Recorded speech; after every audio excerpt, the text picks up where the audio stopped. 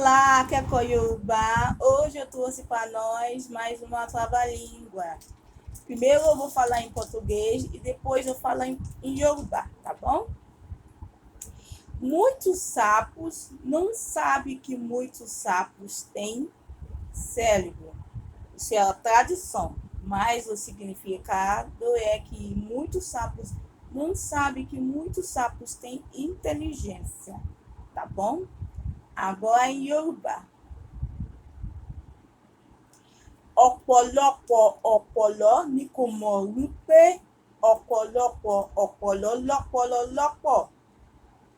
Ọ̀pọ̀lọpọ̀ ọ̀pọ̀lọ́ ni kò mọ̀ wípé ọ̀pọ̀lọpọ̀ ọ̀pọ̀lọ́ lọ́pọlọ lọ́pọ̀. Agora mais rápido.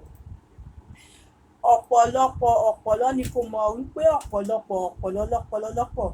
Ọ̀pọ̀lọpọ̀ ọ̀pọ̀lọ́ ni kò mọ̀ wípé ọ̀pọ̀lọpọ̀ ọ̀pọ̀lọ́ lọ́pọlọ lọ́pọ̀. Muito bem!